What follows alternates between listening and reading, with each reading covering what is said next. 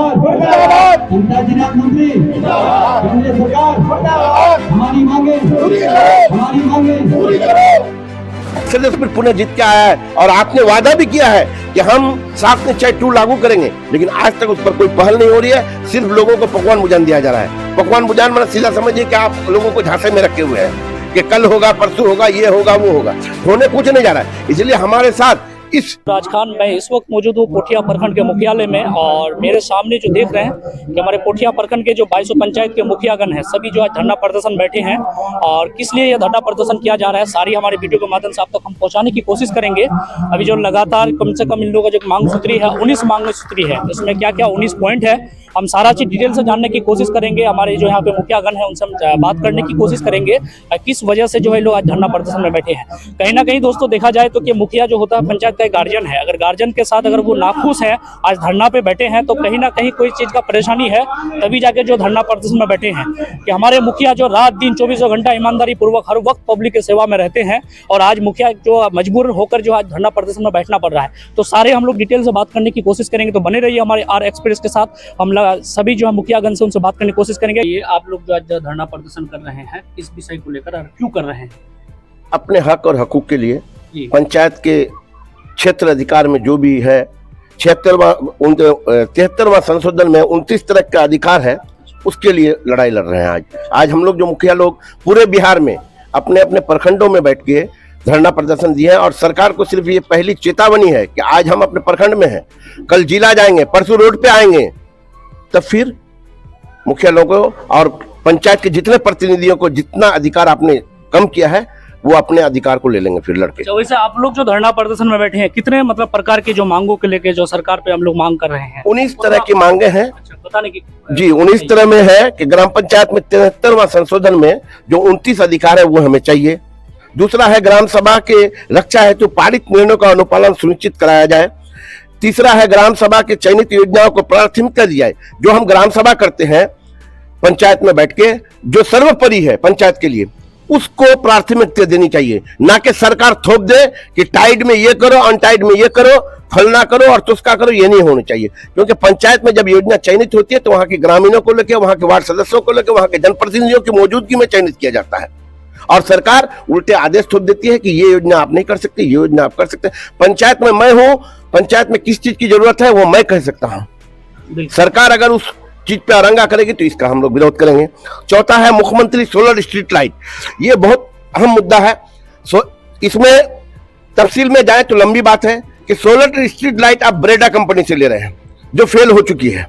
आज 2 साल से ब्रेडा कंपनी सोलर लाइट लगा रही है, लेकिन आज तक कहीं पर भी किसी भी पोठिया में या किसी भी पंचायत में ब्रेडा से कोई सोलर लाइट नहीं है। और दूसरी बात, उसमें अहम मुद्दा यह है कि सरकार चयनित करके दे रही है कि ब्रेडा से लो, लेकिन पैसा पंचायत को भरना है।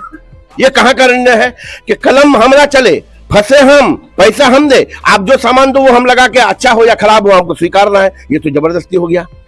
नंबर 5 है पंचायत सरकार भवन का निर्माण में पूर्व में एलईओ को दिया गया था। इससे पहले वित्तीय वर्ष से अगला टर्म में एलईओ को दिया गया था। एलईओ उसमें फेल कर गया। 60% जो सरकार का आंकड़ा है उसको आप निकाल के देखिए। तो फिर सरकार द्वारा पंचायत में ही उसको हैंडओवर किया गया और पंचायत के मुखिया की देखरेख में उसको बनाना शुरू किया गया, जिससे पंचायत के लोगों को कामकाज भी मिला, वहां के मिस्त्री जो है, वहां के लेबर लोगों को काम मिला, और काम प्रगति अच्छा स्थिति से हुआ। और बिहार, पूरे बिहार का आपको बता रहा मैं, पोठिया प्रखंड में तो 100%, लेकिन पूरे बिहार की बात बता रहा हूं कि 98% पंचायत सरकार भवन अचीव कर गया और कंप्लीट हो गया। लेकिन आज सरकार उसी पंचायत सरकार भवन को फिर अपनी एजेंसी को बेच रहा है, क्योंकि उसको रकम नहीं मिल रहा है, मोटी रकम उसको हासिल नहीं हो रहा है, उनके पदाधिकारियों को पैसा नहीं मिल रहा है, जिसके चलते सरकार फिर अपने डिपार्टमेंट को दे रहा है और डिपार्टमेंट उसको फिर लिपापोती करके अपना खा पी के समाप्त। छठा मेरा है मुख्यमंत्री जलधन योजना। मुख्यमंत्री जलधन योजना से हर जगह हुआ, ठेकेदार आया, अपने मर्जी से काम करके चला गया। किसी किसी पंचायत में हमको लगता है कि आज तक स्टार्ट ही नहीं हुआ। ठेकेदार कहाँ गायब है कोई मतलब नहीं, लेकिन उसकी देखरेख में वार्ड क्रियान्वयन समिति थोड़ा बहुत कुछ किया, और मुखिया लोगों के पहल से कुछ कुछ जगह पे चालू भी हुआ, स्टार्ट भी हुआ, और लोगों को स्वच्छ जल, स्वच्छ पानी मिलने लगा। लेकिन वही चीज फिर आज पीएचडी को दे दिया गया है।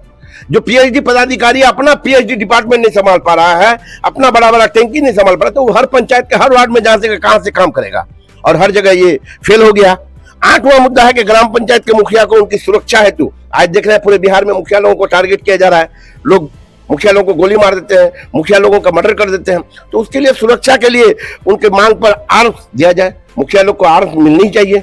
हम अपनी सुरक्षा के लिए मांग रहे हैं, हम किसी को धमका लेकर तो नहीं मांग रहे हैं। हम सुरक्षित नहीं तो मेरा पब्लिक सुरक्षित कहां से होगा?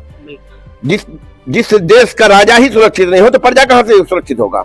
हम भी पंचायत के प्रतिनिधि हैं, हम पंचायत के मुखिया हैं, हम सुरक्षित नहीं तो मेरा पब्लिक कहां से सुरक्षित होगा? नंबर 2 है कि पंचायत में बंद पड़े कबीर अंतुष्टि। कबीर अंतुष्टि एक अहम योजना है जो गरीब, लावारिस, बीपीएल धारी परिवारों को जो मर जाता था उनको 3000 रुपया देना है। वो अपने अंतिम संस्कार के लिए, अपने जो परिजन जो डेथ कर गए उनको अंतिम संस्कार कर सके, तो उसके लिए दिया जाता था। सरकार उस योजना को भी बंद कर दी है, लेकिन कागज में बहुत लंबा लंबा चल रहा है। ये हो रहा है, वो हो रहा है, बैनर देखिए तो बड़ा बड़ा बैनर है। इसमें एक मुद्दा और नहीं है, अहम मुद्दा हम और बोलना चाहेंगे। उसी तरह कन्या विवाह योजना सरकार लागू तो कर दी है। एक साल में एक ब्लॉक में, एक पंचायत में कम से कम अगर 85 बेटी की शादी हुई है तो 22 पंचायत में समझिए कि 1100, 22 पंचायत है तो 1100, पूरे ब्लॉक में मुश्किल से 60 या 70 लाभुक को मिलता है। और ये पेंडिंग पर आ जा रहा है। आप अगर सक्षम नहीं है इस योजना को चलाने में तो इसको बंद कीजिए। क्यों लोग मुखिया के दरवाजे पे जाके दर ठोकर का है, पंचायत का ठोकर का है, ब्लॉक का ठोकर का है। 5 लाख का 5000 का वो बेटी को प्रोत्साहन राशि के चक्कर में वो 5000 खर्चा कर देता है। तो इसे योजना आप अगर नहीं चला पाते, इसको सीधे पंचायत को देनी चाहिए। पंचायत का किसी बेटी का शादी हुआ, उसका फॉर्म भरा, आया मुखिया के पास, मुखिया चेक दिया और लेके चला जाना। ये सरल व्यवस्था होनी चाहिए। इसको इतना टफ कर दिया कि एफिडेविट करो, ये करो तो वो करो, तो ढिंका करो, चिंका करो। इतना करने से तो आदमी को 5000 रुपया क्या बचेगा? कुछ तो बचने वाला नहीं है। हमारा 10वां है सभी प्रकार के सामाजिक सुरक्षा पेंशन। पेंशन की स्थिति यह है कि आपने पंचायत में तो क्या बोलते हैं उसको, जो लेखापाल क्या बोलते हैं, जो ऑपरेटर है, ऑपरेटर, एक्जीक्यूटिव ऑपरेटर तो आपने दे दिया, लेकिन अगर उस लाभुक को थंब लगाना है या उसका क्या बोलते हैं, हर साल जो चेक होता है कि वो जीवित है या नहीं, केवाईसी कराना है तो ब्लॉक ही लाना है। अरे मेरा ही स्टाफ पंचायत का आके ब्लॉक में आपका केवाईसी करता है, वो अगर मेरे लोगों का पंचायत में बैठ के हल कर दे तो इसमें आपको दिक्कत क्या है? या तो आपको तकलीफ होती है कि लोग ब्लॉक आए और लोग में ब्रोकरों में, दलालों में आके फंसे, 50-100 रुपया वो गरीब आदमी किसी को दे के अपना थंब लगा के जाए। इस तरह की व्यवस्था को सुधारने की जरूरत है। ये सब चीज जरूरी है। पंचायतों का जो अधिकार है, आपने पंचायतों में आरटीपीएस केंद्र खुलवाया, हर पंचायत में 5-5, 7-7 लाख रुपया में मुखिया लोग आरटीपीएस काउंटर बनाए, कंप्यूटर खरीदे, सारा व्यवस्था वहां पर है, लेकिन फिर भी हमारे पंचायत के लोगों को ब्लॉक आना पड़ता है, चाहे वो जाति के नाम पर हो, चाहे निवास के नाम पर हो, राशन कार्ड के नाम पर हो, राशन से नाम हटाने के नाम पर हो, चाहे मृत्यु प्रमाण पत्र के लिए हो, जिसके लिए यहाँ पर बिचौलिए लोग हैं, ब्रोकर लोग हैं, लोगों को खामखा परेशान करते हैं और लोग परेशान है। जाते आते मुखिया को गाली देते जाते कि ये साला मुखिया तो बेकार है। तो ये तो स्थिति कर दिया है सरकार मुखिया लोगों का और प्रतिनिधि लोगों का। चाहे वार्ड मेंबर का इज्जत देखिए या मुखिया का देखिए या सरपंच का देखिए, किसी की कोई स्थिति नहीं है। आज सरपंचों की मैं बात करता हूं, सरपंच अगर किसी मुकदमा ग्राम में है, मेरे गांव में मारपीट हो गया, हम उसको बैठ के अगर हल करें तो वो धारा बताते कि इस धारा में आप वहां इंसाफ नहीं करते, तो हम किस बात का प्रतिनिधि है भाई? हम अपने पंचायत के लोगों का सुरक्षा नहीं, क्या केस करना ही हल है? हम अगर उसको बैठ के समझौता करके उसको खत्म कर दे तो कौन बुरा बात है? यह मांग है कि ग्राम पंचायत को पुनः जन्म मृत्यु प्रमाण पत्र जो बोले हमने वो अधिकार मिलना चाहिए, और साथ साथ राशन कार्ड भी। मेरे पंचायत का राशन कार्ड वेरीफाई मैं करूंगा, मेरे पंचायत का वो आदमी है या नहीं है, मेरे साथ कर्मी है। आप जिस कर्मी से ब्लॉक से जांच कराते हैं, मेरा ही पंचायत सचिव ना है, मेरा ही पंचायत का कर्मी ना जांच करता है, वो मेरे पंचायत में आवेदन लेके जांच करके बताए और वहां पर उसको राशन कार्ड मिल जाए। उस आदमी का राशन कार्ड, वहां से हमको नाम कटवाना है, हम वेरीफाई करके उसका नाम कटवा दें। मेरे पास ऑपरेटर है, सब कुछ है, उसी ऑपरेटर को आप जिला में बुला के करते हैं। ये नौटंकी नहीं तो क्या है? ये लोगों को तंग नहीं करना तो क्या है? ये लोगों के साथ छलावा नहीं तो क्या है? पंचायत पूरे बिहार के मुखिया या प्रतिनिधियों के साथ छलावा नहीं तो क्या है? ये सब तो छलावा ही है। नंबर 12 है हम लोगों का कि अपराधियों द्वारा हत्या कर दिए जाने पर या मुखिया को आए दिन देखते ही है गोली मार देता है, मुखिया लोगों का मर्डर हो रहा है, उसके साथ हमारे जो कर्मी है, वार्ड सदस्य लोग भी या जो भी प्रतिनिधि, उनकी भी सुरक्षा होनी चाहिए। हम नहीं कहते कि मेरी ही सुरक्षा होनी चाहिए, वार्ड कर्मियों की भी सुरक्षा होनी चाहिए। हम लोग का जो मांग है, अपराधियों द्वारा हत्या कर दिए जाने पर मुखिया, वार्ड सदस्य या जो भी प्रतिनिधि है, तो मुखिया लोगों को 50 लाख की मुआवजा होनी चाहिए, और वार्ड सदस्य लोगों या पंच सदस्यों का भी 20-20 लाख रुपया का मुआवजा होनी चाहिए। क्योंकि वो अगर दुश्मनी मोल रहा है किसी से, चाहे वो प्रखंड कार्यालय आके किसी पदाधिकारी से या किसी लोगों से अपने हक के लिए या अपने लोगों के हक के लिए उसका मर्डर हो जाता है या उसको कोई मार देता है, तो उसके लिए तो उसको मुआवजा मिलनी ही चाहिए, एकदम मिलनी चाहिए। 13वां हम लोगों के ग्राम पंचायत के कार्यरत कर्मियों को वेतन विवरणी। ग्राम पंचायत में, मेरे पंचायत में, हर पंचायत में 7 कर्मी है, पंचायत सचिव, PRS, उसके बाद ऑपरेटर, उसके बाद हो गया आवास सहायक, राजस्व कर्मचारी, 8 कर्मी है। उन लोगों का जो वेतन भुगतान बने वो मुखिया के हस्ताक्षर से बने। और हम तो ये डिमांड करेंगे कि हर जगह वो जो क्या बोलते हैं बायोमेट्रिक हर पंचायत में लगनी चाहिए, कि पंचायत का कर्मी पंचायत आता हो और वहां के लोगों की समस्याओं को सुनता हो, वहां के लोगों का कार्य को कंप्लीट करता हो। 14वां डिमांड है हम लोगों का कि ग्राम पंचायत को राजस्व कर वसूली का हिस्सा सभी मदों से होनी चाहिए। जैसे हमारे पंचायत में हाट है, चौक चौराहा है, मार्केट है, तो हम उसके साफ सफाई के लिए क्या कर सकते हैं? अगर मान लीजिए 10 जगह एक जगह जमा होता है या 100 लोग एक जगह जमा होता है तो वहां तो गंदगी होगी ना। तो उसके को विकास करने के लिए, उस क्षेत्र को साफ करने के लिए हमको वो अधिकार मिलना चाहिए कि हम अपने हाट बाजार के इसको वसूली कर सकें। एकदम ये होनी चाहिए, जिससे पंचायत का भी राजस्व बढ़ेगा और पंचायत में विकास की गति और तेजी होगी। उसके बाद है 15वां, मनरेगा में ग्राम पंचायत को प्रशासनिक अधिकार 20 लाख रुपए की होनी चाहिए। तो 20 लाख रुपए के तो होनी ही चाहिए। साथ में एक और डिमांड है कि पंचायत में जो भी काम हो पंचायत के थ्रू ही पेमेंट होनी चाहिए, पंचायत के माध्यम से पेमेंट होनी चाहिए। ये लेबर सरकार जो ये नौटंकी कर रही है, मनरेगा में आज लेबर काम करेगा और उसको 3 महीना बाद भुगतान होगा, तो लेबर के पेट में कपड़ा बांध के सोएगा? ये गरीबी हटाने की बात हो रही है कि गरीब को और मारने की बात हो रही है? भूखे मर जाएगा, भूखे मर जाएगा। अगर मुखिया उसको भुगतान नहीं करता तो वो मुखिया के घर पे जाके बीवी बाल बच्चों को लेके उसके साथ उपद्रव करता है, गाली गलौज करता है कि आपने काम कराया, हमें भुगतान कीजिए। तो लेबरों को 14 दिन के अंतर हर हाल में भुगतान होनी चाहिए। और ये MNS और क्या क्या जो लागू की है ये सबको हटाना चाहिए। हर पंचायत में टावर की व्यवस्था नहीं है। बिहार अभी इतना ये नहीं हो गया है कि हर जगह हर व्यवस्था चालू है, कहीं कहीं टावर नहीं है, कहीं कोई नेटे नहीं है, मोबाइल में हो नहीं पा रहा, तो उन लोगों का भुगतान 0 पे 0 हो रहा है। तो ये प्रॉब्लम है। पंचायत में काम हो रहा है, मुखिया को अधिकार है, चाहे वो मनरेगा हो, चाहे 15वीं वित्त आयोग हो, चाहे सक्षम वित्त आयोग हो, किसी भी क्षेत्र का काम हो रहा है, मुखिया के देखभाल में होनी चाहिए। अगर काम अच्छा है तो उसको भुगतान हर हाल में होनी चाहिए और 14 दिन के अंदर होनी चाहिए। और मनरेगा में एक विशेष बात यह है कि मनरेगा में अभी सरकार वेंडर, पहले हम लोग काम करते थे मनरेगा में तो 60-40 का रेशियो आज भी है और कल भी था और रहेगा, कि आपने अगर 60% मिट्टी का काम किया है तो 40% आप PCC वर्क या मटेरियल वर्क कर सकते हैं। तो मटेरियल वर्क में हम लोग करते थे क्या कि हम लोग अपने से अपना सबसे पहले PRSC उसका एजेंसी होता था और काम होता था। फिर उसके बाद हुआ कि नहीं वेंडर करेगा, तो जो पंचायत के वेंडर थे वो लोग कर रहे थे। लेकिन सरकार आप देख रही कि कहीं से पैसा मुझे नहीं आ रहा है, तो उसने मोटी रकम लेने के लिए अपना वेंडर बनाया। आज पोठिया में अपना कोई वेंडर नहीं है, पूरे जिले में कोई वेंडर नहीं है। एक अररिया का है तो एक पूर्णिया का है। आज किसी भी पंचायत में किसी तरह का कोई मटेरियल वर्क नहीं हो रहा है।